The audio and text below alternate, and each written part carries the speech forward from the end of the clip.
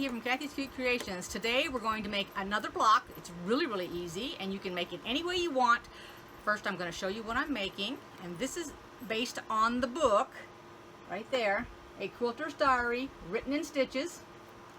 And we're going to make, if you have this book, it's called the Crayon box, because when I was a child I loved to color. Now, the outside of this, which I don't have these strips for it, but it will probably be black because I did a lot of tracing in black when I was a child. That's what the block looks like. That one right there.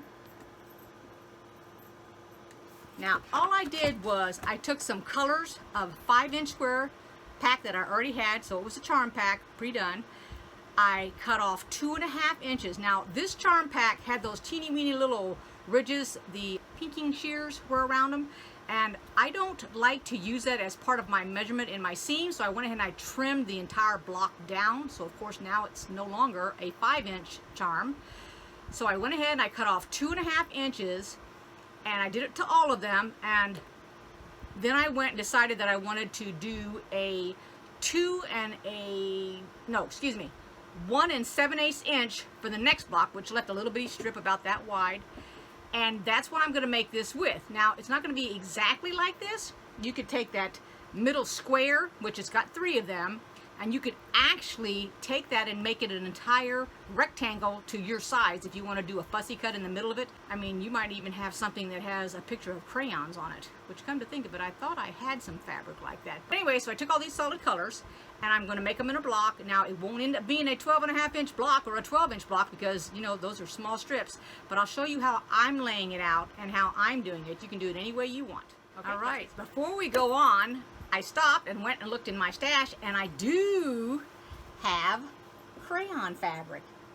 So what I'm going to do is I'm going to take the center, which I had 3. Here's my 3 fabrics I was going to use in the center, right there.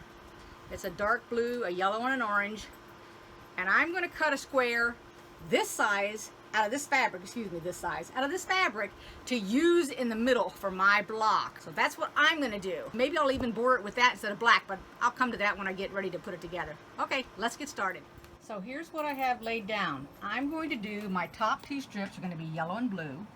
My bottom are going to be red and dark blue. This is actually a blue, it's not black. And then on my sides, I'm going to do an orange and a green and a blue and a red. Now I'm going to have to cut this down because this is the bigger size. My orange ended up being too small, so I couldn't use it. And then I'm going to go ahead and put the crayons in the middle. Okay, so let's get started. The first thing we're going to do is I'm going to go ahead and we're going to attach these 2 and these 2, so I have an idea of what the length is. Now, I think normally if you were making this quilt for yourself, you would probably go ahead and do the little girl or the little boy, depending on what you are, to represent yourself. But I didn't want to do that because I don't care to put the little bonnet, Sue Bonnet girl, and you know, she's in a dress, and I was totally a tomboy. So first I thought about cutting those down to size, but what I'm going to do is I'm just going to go ahead and lay them. I'm going to lay them out like that and just sew them. Then I'll trim that edge off. That's what I'm going to do. And I'm going to chain stitch all these so they'll all be done except that square in the middle. Well, apparently out of habit I cut that other one. It fell off the back of the table there, so I'll pick it up here in a minute, but I'll go ahead and do these 2. And this one's going to have excess, so I'm going to just go over the top of it. That'll take care of that leader ender. Now I'm going to set it up against that block. Alrighty, so if you end up with a piece like this, which is what I did, then what you're going to want to do is you're going to take your ruler, make sure it covers all of this and a little bit of that at least. And I'm measuring it and trying to get it straight on my ruler. Here's where the measurement is. So I'm getting this measurement here on the green one because I'm going to fix the little bit that I got over here, but I want to make sure that this is straight because this is the color I'm basing it on. This is the oversize. And then let's turn it this way and let's take a look at it. Okay, so come down to 1 7/8, and I'm coming off a little bit here, and then I'm taking that off. So there we go, we got that piece. The rest of them don't need that. Here's this piece right here that matches this one. So I've got 2 pieces that are 1 7/8, and these are 2.5, which are my top pieces. All right, so it's top and bottom to this. So I can do 1 of 2 things. This is what I'm going to do. So I can either put these on the side like this, figure out where the middle is, put 1 on each side like that, and then trim it. Or I can put these on the top and the bottom, find out the middle by folding it in half, and then take this measurement and add a 1/4 inch and a 1/4 inch and sew it to that. Or the easiest one I feel is going to be putting the sides on, because that will be like the center block. And let's do orange and red like this so that the orange and the red are opposite. So the first thing we're going to do is we're going to fold this in half to get the center. And you can do it with your fingers, just get the center of it like that. Or if you feel like you need to iron it, it's mainly pinching the corners here. Then you're going to take these right side together and you're going to line them up. Now you can either fold this down or you can open it, whichever way you want to do it, to get it on the seam. So what you're going to do, and you know what, I probably need to put a better crease in that. Let's squeeze a little harder. All right, and take this and you're going to put it right on that seam line and you're going to pin it. Now, in this case, this fabric is super duper dark. And I find that I'm going to need a mark because it is so dark. So this is actually sew line, and it is a white. It's nothing more than a piece of chalk coming out of a pencil. And I'm going to mark where my center is at, just like this. Because if you note, let's see, it is right there along that black line. See it on the crayon right here? So in order to see that, I'm just going to mark it, my chalk, mark that side, and that's where I'm going to put my seam. Put this on the other side, and that's actually going the other direction, which is fine. I mean, it's actually going the same direction. Let's make it go the other direction. Now, if you want to offset this, and by that I mean instead of putting it like that, let's say that you like the green more, you can actually come over here and do the green and make this one a little bit smaller, which is fine. It's going to be yours, so you can do whatever you want. This is your Crayola box. Now, one of the memories I do remember is coloring when I was a child. And I think the reason that I have such a strong memory of coloring is because most of my young life, up until the age of 10, I could not see and I did not have glasses. And the reason being, my parents did not realize I couldn't see. And I didn't mind going to school, but I hated the fact that I did not get good grades. So of course I felt like I was dumb. So the entire time that we lived overseas, I didn't get good grades in school at all. But I was never at the front of the class either. I was always in the back of the class. I don't know if it had anything to do with the seating arrangement or what actually it had to do with anything. And then when we came stateside and I started school, the first thing they said was I needed my eyes tested because I was constantly squinting. One of my teachers recognized that. And sure enough, I went to the eye doctor and they found out that I was nearsighted, which meant I could not see things far away. And then I got my first pair of glasses. And then I started making A's. And once that started, I realized I really liked school. It was fun because I enjoyed all the subjects. Now, of course, I had favorites. I liked the sciences better than I liked anything else. But I think that might have something to do with the teachers I had in my biology class and my science and all that. One class I did not care for was history. Now, please make sure you set your seams when you iron this. And if you're new and you're just now starting into videos and you don't know what that means, I'm going to show you. So this is the way it's sewn.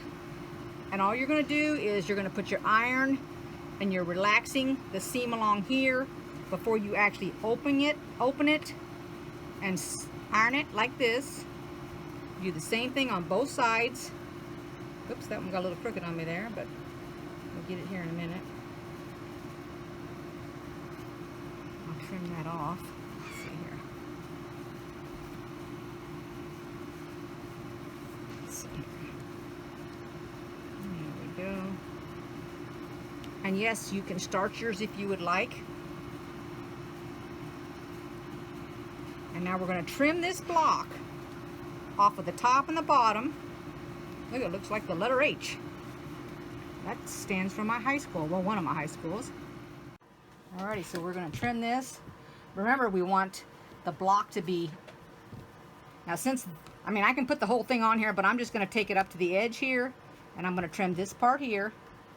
And I'm making sure that my ruler is all the way up against the edge. and you can get it up against like that. Let's see if I got it all. No, I did not get it all. Okay. Come up here, and your seam is laying flat along there. And you can go ahead and if you put your ruler up against the lines, up against your block, it will be more squared on you.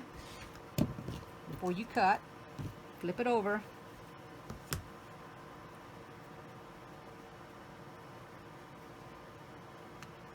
And we can always straighten this out when we're finished. Of course, your block could be kind of wonky if that's what you want. I mean, this is yours. Do what you want with it.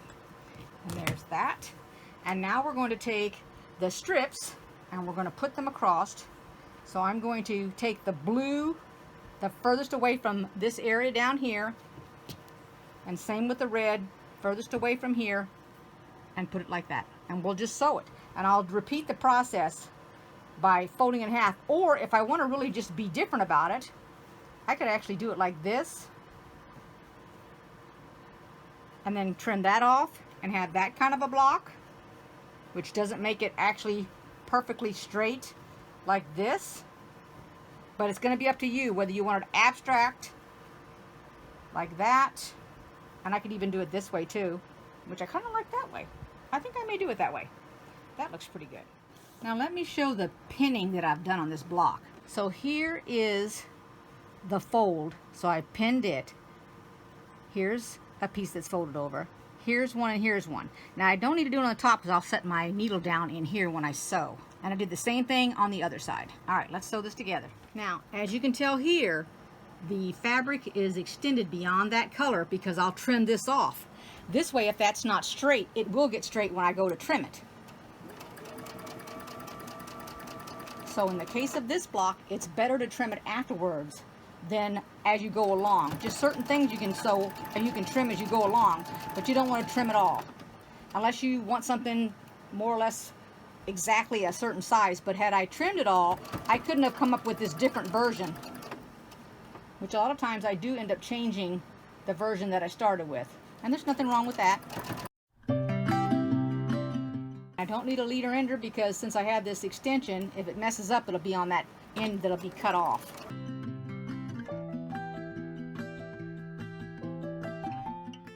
Let's take a look at it.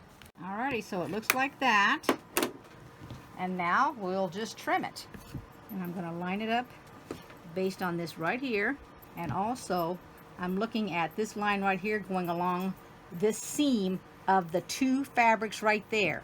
So I'll scoot it up. Same thing here. I'm going to keep it right along that fabric.